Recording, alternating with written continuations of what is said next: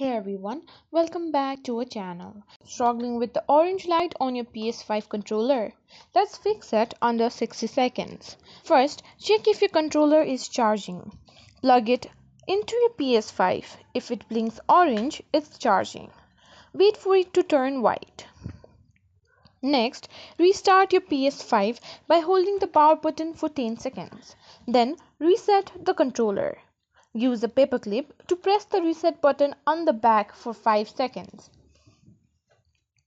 Reconnect your controller. Use the USB cable to connect it to the PS5 and press the PS button.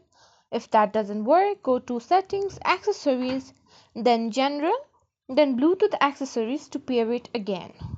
Make sure your PS5 and controller firmware are up to date. Go to Settings, System Software, then Update System Software. And that's it, your PS5 controller should be back to normal. Like, subscribe, and comment if this helped. Happy gaming!